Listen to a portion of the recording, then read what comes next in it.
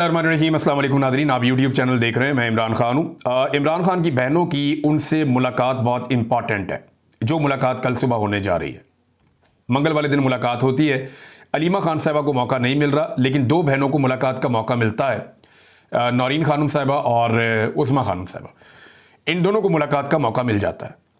अब दो चीज़ें ऐसी हैं जो इन्हें इमरान खान के सामने रखनी है, और दो चीज़ें ऐसी हैं जिन पे पार्टी इस वक्त तकसीम का शिकार है और पार्टी के अंदर एक अजीबोगरीब सूरत हाल बनी हुई है। देखें, जो दो चीज़ें हैं वो क्या हैं वो मैं आपको भी बता देता हूं। और मेरी अभी पाकिस्तान तहरीक इंसाफ के बड़े इंपॉर्टेंट लोग जो इमरान खान साहब से मिलते रहे, उन लोगों से मेरी बात हुई है। मैं नाम नहीं ले सकता, मैं नाम लूंगा उनके लिए प्रॉब्लम हो जाएगी, क्योंकि इस वक्त वहां पर एक जंग लगी हुई है। तो मुझे मेरे सोर्स ने यह बताया कि वो दो चीज़ें कौन सी हैं जो इमरान खान के सामने 100% रखी जाएंगी, और अगर इसके पीछे एस्टेब्लिशमेंट है तो फिर कल इमरान खान साहब की उनकी बहनों से मुलाकात रोकी जाएगी, कोशिश की जाएगी। लेकिन चले मैं आपको ये बता देता हूं कि इमरान खान साहब की बहनों की मुलाकात में कौन सी दो चीज़ें होनी है उसके ऊपर बाद में आते हैं। लेकिन पहले ये देखें, आपके कुछ लोग पाकिस्तान तहरीक इंसाफ के सोशल मीडिया पे इल्ज़ाम लगा रहे हैं कि इस वक्त ये सोशल मीडिया हुकूमत के खिलाफ तहरीक चलाने की बजाय पाकिस्तान तहरीक इंसाफ के अंदर जो है वो इख्तलाफात पैदा हो रहे हैं, या वो पाकिस्तान तहरीक इंसाफ के लोगों के ऊपर तनकीद कर रहा है। आप सिर्फ 48 घंटे पीछे चले जाएं, सब कुछ नॉर्मल चल रहा था, हर चीज़ नॉर्मल थी। पाकिस्तान तहरीक इंसाफ का सोशल मीडिया पूरी कंपेन चला रहा था आने वाली तहरीक के लिए, तहरीक का मोमेंटम बन रहा था। बलूचिस्तान में दो बहुत बड़े एहतजाज हुए, लोग निकले इमरान खान से एकजहती के लिए। सिंध के अंदर हुआ, आज़ाद कश्मीर के अंदर हुआ, लाहौर में हो रहा था, रावलपिंडी में हो रहा था, खैबर पख्तूनख्वा में हो रहा था। तो मोमेंटम बन रहा था, खबरें वो आ रही थी, और पूरा का पूरा सोशल मीडिया उसका फोकस ये था कि मौजूदा जाली हुकूमत के खिलाफ वो अपनी तहरीक को खड़ा करें, जो इमरान खान साहब ने कही है 5 अगस्त तक।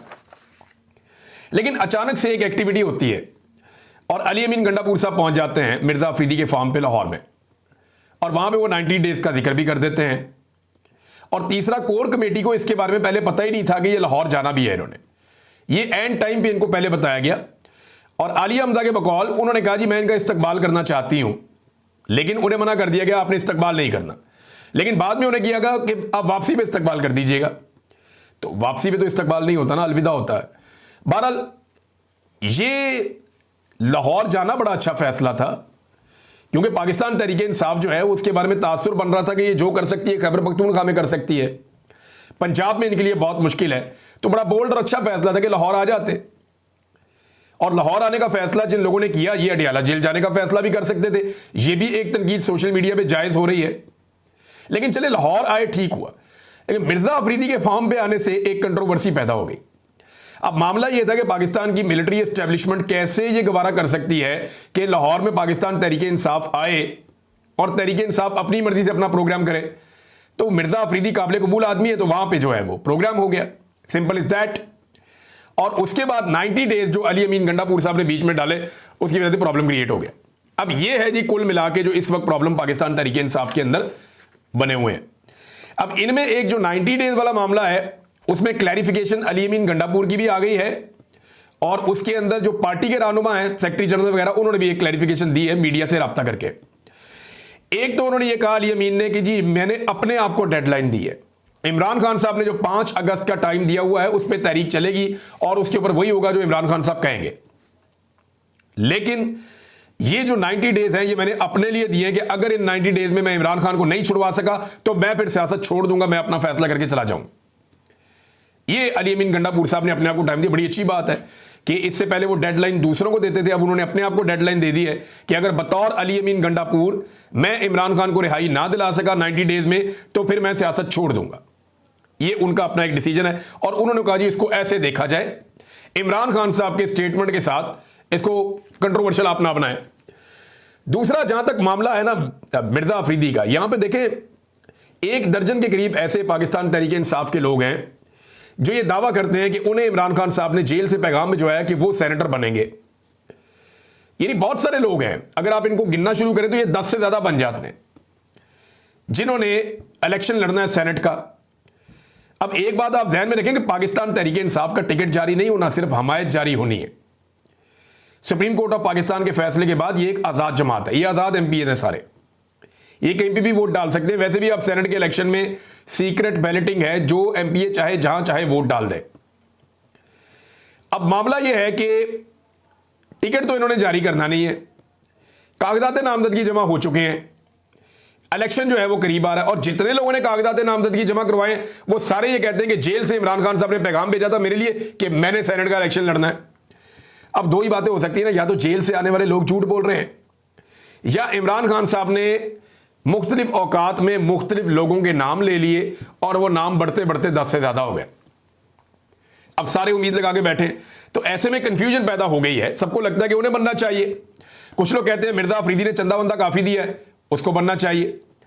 लेकिन चंदा कहां खर्च हुआ? वो कहते हैं चंदा खर्च हुआ जब पाकिस्तान तहरीक इंसाफ के इमरान खान साहब के केसेस चल रहे थे तो वकला को पैसे दिए। वकीलों से बात करो वो कहते हैं जी हमने पैसे ही नहीं लिए। फैमिली से बात करो वो कहते हैं जी पैसे हमने दिए। गंडापुर साहब कहते हैं कि उन्होंने जमीनें बेच के पैसे दिए। तो हर बंदे ने अपनी अपनी कहानी बताई हुई है कि पैसे यहां से आए यहां से, तो एक्चुअली फिर पैसे गए कहां पे ये समझ नहीं आ रही। दो नाम है नाजरीन ऐसे जो पैसे वाले लोग हैं सेनेट के इस मुकाबले में। एक का नाम फैजुर रहमान है और एक का नाम मिर्जा अफरीदी है। ये दो लोग हैं जो सरमाए के बलबूते के ऊपर सेनेटर बन सकते हैं। इनके पास सरमाया बहुत ज्यादा, पैसा बहुत ज्यादा है, फैजुर रहमान साहब और मिर्जा अफरीदी साहब। मिर्जा अफरीदी साहब का मैंने नाम लिया तो आपको पता है बहुत सारे लोगों को तकलीफ हुई, होनी भी थी। मिर्जा साहब को खुद भी अच्छा नहीं लगा होगा। मेरी उनसे कोई जाती लड़ाई नहीं है, मामला मिर्जा साहब का नहीं, मामला पाकिस्तान तहरीक इंसाफ का है। अगर ये पार्टी कहती है कि ये इनकलाब लाना चाहती है, अगर ये पार्टी कहती है कि ये गरीब आदमी की पार्टी है और ये एक तब्दीली लेकर आना चाहती है, तो फिर ये पार्टी इनकलाब के नाम के ऊपर सरमाएदारों को टिकट नहीं दे सकती, जिन्होंने वो टाइम इंजॉय करते हुए गुजारा हो जो टाइम आम आदमी ने जेलों में गुजारा और तकलीफें बर्दाश्त की, लीडर समेत सबने। तो ये फिर कंट्राडिक्शन वहां पे है। मिर्जा अफरीदी साहब का पूरा हक है कि वो सेनेटर बने, और बिल्कुल उन्हें पूरा हक है। उनके पास अगर पैसे हैं और वो इलेक्शन लड़ना भी चाहते हैं तो पैसे भाई उनको अल्लाह ताला ने दिए, वो जाने उनके पैसे जाने। लेकिन मेरा मानना यह है कि पाकिस्तान तहरीक इंसाफ वो अगर कुछ और कहती है और टिकट कहीं और देती है तो ये कंट्राडिक्शन है। तो बतौर सहाफी मुझे ये बात बतानी पड़ेगी। फैजुर रहमान साहब के पास भी बहुत पैसे।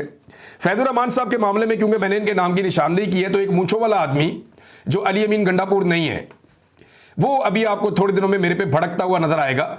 और मैं आपको पहले इसलिए बता रहा हूं कि जब वो भड़केगा तो आपने ये क्लिप निकाल के दिखाना है कि फैजुर रहमान का नाम लेने पर इस आदमी को कितना गुस्सा चढ़ा और ये मैदान में आ गया।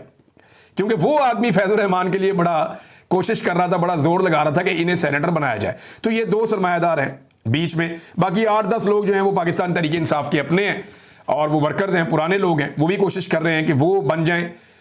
और मुराद सईद के लिए बड़ी मुश्किलात हैं और उन्हें सेनेटर बनता हुआ नहीं देखना चाहती पाकिस्तान की एस्टेब्लिशमेंट। और इमरान खान साहब की प्रायोरिटी नंबर 1 के ऊपर मुराद सईद ही है।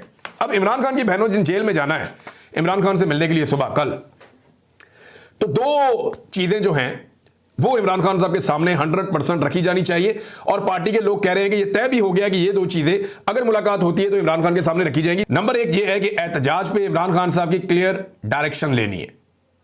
इमरान खान साहब के सामने ये सिचुएशन रखनी है जो इस वक्त बनी हुई है, जैसे मोमेंटम बन रहा है। क्योंकि अभी पूरे खैबर पख्तूनख्वा से, पंजाब से, मुख्तलिफ अजला से जो रैलियां निकलना शुरू होगी उनके बारे में लिस्टें आना शुरू हो गई हैं। बाकायदा शेड्यूल जारी किया जा रहा है कि किस तरीके से एहतजाज का मोमेंटम बनता चला जाएगा। और ये जो मोमेंटम एहतजाज का बनता चला जाएगा, इसके अंदर पाकिस्तान तहरीक इंसाफ के जितने रीजनल सदूर हैं या मुख्तलिफ इलाकों के अंदर जो जिम्मेदारान हैं वो अपनी अपनी लिस्टें जमा करवा रहे हैं। कुछ जुनैद अकबर साहब ने कुछ शाया भी की हैं, कुछ जारी की है, कुछ और लोगों ने जारी की हैं। आलिया हमजा साहबा ने भी डेडलाइन दी हुई है पार्टी को। वो ये कह रही है कि जनाब आप या तो आप डट कर खड़े हो जाएं या फिर आप रास्ते से हट जाएं, या आप इस एहतजाज को और इस तहरीक को छोड़ दें और तहरीक हमें चलाने दें। और वहाँ पे उन्होंने आलिया हमजा साहबा ने बड़ा सख्त क्राइटेरिया बनाया हुआ है कि जनाब हम इकट्ठे होंगे, अब एहतजाज करेंगे, फाइनली जो है वो अब एक तहरीक चलानी पड़ेगी। ये उनका आलिया हमजा साहबा का एक बड़ा टेस्ट है। दूसरा, उन पर तनकीद भी हो रही है शेख वक्कास अकरम की ऑडियो लीक करने के मामले पर कि शेख वक्कास अकरम ने एक बात अगर उनके साथ की तो वो ऑडियो लीक नहीं होनी चाहिए थी। तो उन पे पार्टी में तनकीद भी हो रही है। मेरे ख्याल में पार्टी के अंदर जो बातचीत होती है उसको इस तरह से अगर लीक करेंगे तो ये तो फिर बेशुमार चीज़ें जो है ना, याद है आपको मरियम नवाज की भी लीक हो जाती थी ऑडियोज़, परवेज रशीद के साथ बात कर रही है, किसी और के साथ बात कर रही है, शहबाज शरीफ के साथ या इधर उधर, वो लीक हो जाती थी। तो यहाँ पे ये लीक होने के ऊपर पार्टी के कुछ लोग जो हैं वो ब्लेम कर रहे हैं आलिया हमजा को कि ये नहीं होना चाहिए था। दूसरी चीज जो इमरान खान साहब के सामने रखी जाएगी वो ये है कि सेनेट के उम्मीदवार कौन कौन है। हतमी फहरिस्त आप जमा कराएं।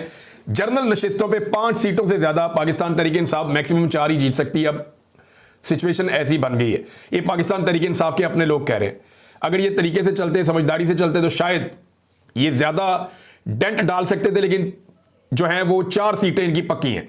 तो वो कौन से 4 सेनेटर हैं? एक तो मुराद सईद इमरान खान साहब कहेंगे, उन्हें कंफर्म करेंगे। उसके बाद बाकी कौन है? एक जो है फैसल जावेद खान, ये 2 तो कंफर्म है। बाकी 2 कौन होंगे? अब इसके अंदर पड्डा पड़ा हुआ है कि सरमायादार होंगे या पाकिस्तान तहरीक इंसाफ के नजरियाती लोग होंगे। इस पे इमरान खान साहब क्लियर डायरेक्शन दे सकते हैं। उनकी बहनों की उनसे मुलाकात है, अगर मुलाकात करवाई जाती है तो पता चल जाएगा कि इमरान खान साहब ने क्या कहा। अब नादरीन, अब पाकिस्तान तहरीक इंसाफ के लोग जो हैं वो अब ये कह रहे हैं जनाब कि ये जो लड़ाई पड़ गई है, इस लड़ाई को इत्तफाक राय में तब्दील किया जाए और लड़ाई खत्म की जाए। तो कुछ कोशिश हुई है पाकिस्तान तहरीक इंसाफ में। मुझे कुछ लोगों ने कहा जी हमने राब्ते किए हैं क़यादत से और हमने कहा जी कि कारकुन के ऊपर असर पड़ता है तो आप आपस की लड़ाइयाँ बंद करें और सोशल मीडिया पे एक दूसरे को बुरा भला कहना बंद कर दें और हमें चीज़ों को नॉर्मलाइज करने दें। हमें तहरीक की तरफ जाना है, इससे कन्फ्यूजन पैदा हो रही है। शौकत बसरा साहब ने एक ट्वीट किया और शौकत बसरा साहब ने कहा कि जब तहरीक इंसाफ इमरान खान की हदायत पर तहरीक की तैयारी कर रही है, इन हालात में जब इत्तेहाद की ज़रूरत है और वो पार्टी के ओहदेदारान और जिम्मेदारान जो पार्टी के अंदरूनी मामलात को पार्टी में हल करने की बजाय पब्लिक में लेकर जाते हैं, वो इमरान खान और तहरीक इंसाफ से मुखलिस नहीं है। ये शौकत बसरा साहब ने कहा। और वैसे मैं आपको एक खबर दे देता हूं कि पाकिस्तान के मीडिया को, क्योंकि मैं मीडिया से मेरा ताल्लुक है, जितने प्रोड्यूसर हैं सब दोस्त हैं, जो अहकामात आते हैं एस्टेब्लिशमेंट की तरफ से, हुकूमत की तरफ से, वो हम तक भी पहुंच जाते हैं कि ज़बानी कलामी अहकामात क्या आ रहे हैं आजकल, क्या ट्रेंड में चल रहा है। तो टॉक शोज़ में और टीवी चैनल्स को ये अहकामात दिए गए हैं कि जितना हो सकता है पाकिस्तान तहरीक इंसाफ की अंदरूनी लड़ाइयों को उठाया जाए। यानी आप गवर्नेंस पे बात ना करें, चीनी पे बात ना करें, महंगाई पे बात ना करें, आप किसी चीज़ पे बात ना करें, करप्शन पे आप बात ना करें, आप इमरान खान की तहरीक पे बात ना करें, आप जो जुल्म और ज्यादती हो रही है उसके ऊपर बात ना करें, सेनेट के इलेक्शन भी छोड़, आपने बात करनी है पाकिस्तान तहरीक इंसाफ के अंदर जो इख्तलाफात पैदा हो गए हैं उन इख्तलाफात के ऊपर आपने टॉक शोज करने कि आलिया हमजा ने ये कह दिया, शेख वकास ने ये कह दिया। और ये मौका पाकिस्तान तहरीक इंसाफ ने खुद दिया।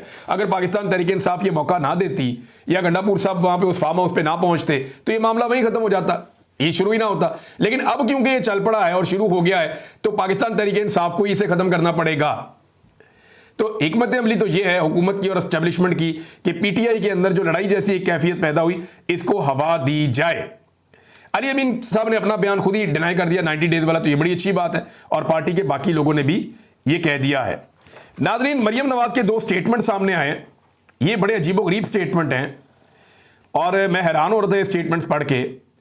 एक तो मरियम नवाज साहबा कहती है जी उन्हें शो ऑफ बिल्कुल पसंद नहीं है, कि मुझे जनाब शो ऑफ बिल्कुल पसंद नहीं है। मरियम नवाज ने इस बात का दावा किया। और दूसरा उन्होंने कहा जी कि मुझे अल्लाह ताला ने और अवाम ने वजीर आला की कुर्सी पर बैठाया और ताकत मेरे हाथ में है। एक तो आपकी जो सीट है वो तो जाली है, फार्म 47 के ऊपर आप महर शराफत से इलेक्शन हार गई थी। और दूसरी बात यह है कि आपको अवाम ने इस ताकत पे नहीं बिठाया, आपको इस कुर्सी पे नहीं बिठाया और अल्लाह रब्बुल इज़्ज़त ने भी आपको इस कुर्सी पे नहीं बिठाया। लोगों ने आपको मुस्तरद किया था, आपको पाकिस्तान की मिलिट्री एस्टेब्लिशमेंट ने, और वो रास्ता आपको आता है जिसके बारे में आपने कहा था, उसने आपको इस कुर्सी के ऊपर बिठा दिया। सिंपल ये है। इस तरह तो तारीख में बड़े बड़े जालिम हुक्मरान बैठे गुजरे हैं, बहुत जालिम हुक्मरान, और वो यही कहते रहे कि उन्हें अल्लाह ताला ने ये मनसब दिया। पाकिस्तान में जो 4 डिक्टेटर्स आए वो भी यही कहते थे, यजीद भी यही कहता था और सारे लोग यही कहते रहे हैं हमेशा से। जितने जालिम हुक्मरान आए उन सब ने यही कहा कि हमें तो अल्लाह ने इस मनसब पे बैठाया, वो ना चाहता तो हम यहाँ ना बैठते। तो हमारा रब तो ढील देता है, रब का तो एक कायदा एक कुलिया है कि वो ढील देता है और वो ऐसा लगता है कि शायद ढील दे रहा है। आप मिलिट्री एस्टेब्लिशमेंट से और उनके ज़रिए से जूते पॉलिश कर करके इस सीट पर आकर बैठी हैं और अवाम ने तो आपको बिल्कुल वोट नहीं दिया। अवाम पे इतना बड़ा इल्ज़ाम आप मत लगाइए। साथ ही मरियम नवाज ने कहा जी कि मुझे शो ऑफ बिल्कुल पसंद नहीं है, शोखी मारना बिल्कुल पसंद नहीं है, अपना नाम उछालना या ये करना बिल्कुल पसंद नहीं है। और डाला कल्चर के मैं खिलाफ हूं। अब मरियम नवाज जितनी गाड़ियां लेके ट्रैवल करती है, कोई वज़ीर आला इतनी गाड़ियां लेके ट्रैवल नहीं करता। पिछले दिनों इनके अपने एक सहाफ़ी ने खबर दी हुई थी कि मरियम नवाज ने पूछा कि मेरी गाड़ियां ज़्यादा थी या फलाने की गाड़ियां ज़्यादा थी, प्रोटोकॉल किसका अच्छा था। तो प्रोटोकॉल का तो इतना दिमाग के अंदर इनके खुन्नास है, ये सिर्फ मरी का चक्कर लगा के आते हैं तो लोग खड़े होकर गाड़ियां गिन रहे होते हैं, 30 गाड़ियां 32 गाड़ियां, ऐसे करके तो लोग इनकी गाड़ियां गिनते हैं। फिर ये कहते हैं करप्शन का पैसा आता तो बहुत तेजी के साथ है, लेकिन बीमारियों पे लगता है या नुकसानात पे लगता है। तो बीमारियां सारी किसको हैं? हमने पाकिस्तान की तारीख में किसी आदमी को इतना, किसी सियासी लीडर को इतना बीमार नहीं देखा जितना हमने मियां नवाज शरीफ, शहबाज शरीफ और इनकी बीमारियां सुनी है। जब भी ये बेचारे मुश्किल में आते हैं, इनकी बीमारियों की लिस्टें इतनी लंबी होती हैं कि आप पढ़ के हैरान हो जाते हैं। उन बीमारियों के कौम ने नाम भी नहीं सुने जो बीमारियां इनको लग जाती हैं। तो ये अपने घर के मरियम नवाज साहबा जो है वो मसाइल बता रही हैं कि जब करप्शन का पैसा घर में आता है तो फिर बीमारियों पे लगता है और मुश्किलात आती हैं। दूसरा, मरियम नवाज साहबा ने जो कहा ना, मुझे शो ऑफ बिल्कुल पसंद नहीं है। और पंजाब के सारे मनसूबों के नाम अपने और अपने बाप के नाम पे रख दिए तो शो ऑफ पसंद नहीं है, ये कैसे हो सकता है? यानी 2700 मनसूबे एक सहाफ़ी के बकौल इन्होंने अपने और अपने वालिद के नाम के ऊपर रख दिए और ये कह रही है मुझे शो ऑफ पसंद नहीं है। और वही लैट्रीनों के ऊपर इन लोगों ने अपनी फोटो लगा दी, इनको शो ऑफ पसंद नहीं है। कचरा उठाने वाली गाड़ियों पे अपनी फोटोज लगा दी, शो ऑफ पसंद नहीं है। हर जगह पे जहां थोड़ी सी खाली जगह देखते हैं अपना मुंह चिपका देते हैं और इन्हें शो ऑफ पसंद नहीं है। मैं हैरान होता हूं कि इनको ये लिखकर कौन देता है। लिखने वाले को समझना चाहिए कि वो उनकी शक्ल के साथ और उनके जो काम है, उनके साथ जो कारहाय नुमायां वो सरंजाम दे रही हैं, उनके साथ ये बात मैच करती है या नहीं करती। नादरीन, एक और बड़ी डेवलपमेंट हुई है पाकिस्तान में और ये डेवलपमेंट है FC फ्रंटियर कोर। इसको फेडरल फोर्स बना दिया गया है। इसका नोटिफिकेशन मैंने देखा है और ये ऑर्डर जारी कर दिया गया। इसके पीछे जो रीजंस हैं वो बड़े हसास हैं। बाद लोग ये समझेंगे कि पॉलिटिकल फोर्स को कुचलने के लिए या लोगों को मारने कूटने के लिए, नहीं, इसके पीछे बड़े हसास रीजंस हैं। अब क्योंकि हमें खबर देते हुए ये भी देखना होता है कि पाकिस्तान को किसी किस्म का नुकसान ना हो, लेकिन मैं आपको ये बता रहा हूं कि इसके पीछे रीजंस बड़े हसास हैं। पाकिस्तान बड़े हसास दौर से गुजर रहा है। पाकिस्तान की एस्टेब्लिशमेंट को होश के नाखून लेने चाहिए और जिस वजह से उन्हें यह करना पड़ा है ना, उन्हें देखना चाहिए कि वजह क्यों पैदा हुई। हालात बहुत खराब हैं। पूरा खैबर पख्तूनख्वा का कबायली इलाका या बलूचिस्तान का कबायली इलाका इस वक्त वो सारे एक आवाज के साथ खड़े हैं कि हम कोई ऑपरेशन नहीं होने देंगे, हमारे ऊपर जबरदस्ती नया ऑपरेशन मुसल्लत ना किया जाए। और फाटा को वापस लेने की बातें हो रही हैं। वहां पे खुदा ना खास्ता हालात बहुत खराब हो जाएंगे अगर एक और आईनी तरमीम के जरिए ज्यादती की गई तो नाज़रीन, ये है जनाब FC को जो है वो एक बड़ी खबर है। अब इसके बीच में क्या है, सारी चीज़ें जो हैं वो पब्लिक करने के लिए नहीं होती, लेकिन एक चीज़ मैं आपको बता दूं कि इस्लामाबाद में जो चीज़ पब्लिक की गई है वो बहुत हैरान कुन है। 2 हाथ लगाए ऐसे, उन हाथों के अंदर जो है वो बॉल्स पकड़ा दिए। पता नहीं डिज़ाइन बनाने वाला क्या साबित करना चाह रहा था। लोगों ने अजीबोगरीब किस्म के इसके मतलब निकाल लिए कि बहुत बड़े बड़े 2 हाथ हैं, उन्होंने 2 गेंद पकड़े हुए हैं। लोगों ने इसके ऊपर बड़े मजाक उड़ाए, बड़े मीम्स बनाए। लोगों ने वो सनाउल्लाह मस्ती खेल जो है उनका एक स्टेटमेंट था कौमी असम्बली में, वो निकाल के लगा दिया। बड़ा मायूब स्टेटमेंट था उनका।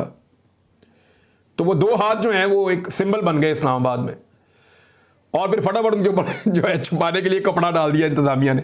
अब पता नहीं उन हाथों का क्या करना है, उन हाथों को कलम किया जाएगा या वो हाथ मौजूद रहेंगे। बहरहाल एक सिंबॉलिक वैल्यू तो है बहुत बड़ी इन हाथों की। और बॉल जो है वो हाथों के अंदर वो अभी उसके ऊपर कपड़ा डाल दिया गया फिलहाल इस वक्त तक के लिए। नाज़रीन, एक और खबर है और वो खबर है इंटरनेशनल फेडरेशन ऑफ जर्नलिस्ट। इन्होंने चीफ जस्टिस ऑफ पाकिस्तान को खत लिखकर पीका एक्ट के हवाले से तशवीश का इजहार किया कि सहाफ़ियों को निशाना बनाया जा रहा है, आज़ादी इज़हार राय को कुचला जा रहा है। और याया अफरीदी साहब को इन्होंने खत लिख दिया है।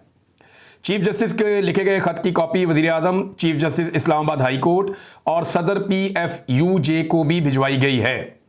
इंटरनेशनल फेडरेशन ऑफ जर्नलिस्ट ने अपने खत में कहा कि पाकिस्तान में सहाफ़ियों को पेशा वराना फ़राइज़ की अंजामदही में बढ़ते खतरात का सामना है। सहाफ़ियों को पीका कानून के तहत मुकदमात, हरासानी और धमकियों का सामना है। पाकिस्तान ने इंटरनेशनल लेबर ऑर्गेनाइजेशन और अक़वाम मुत्तहिदा के कन्वेंशन पर दस्तखत कर रखे हैं, लेकिन यहां पर ज़्यादती हो रही है।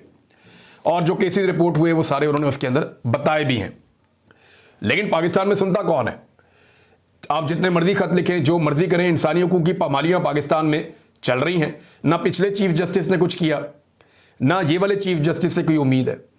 लेकिन यह है कि उम्मीद छूटी नहीं है, क्योंकि लोगों ने दिल नहीं छोड़ा।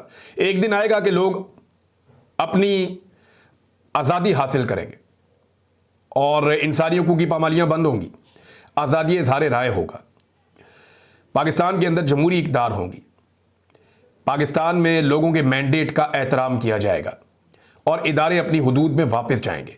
एक वक्त आएगा, जल्दी हो सकता है, देर से हो सकता है, लेकिन यही हमारी मंजिल है। अब तक के लिए इतना ही। अपना ख्याल रखिएगा, अपने इस चैनल का भी। अल्लाह हाफ़िज़।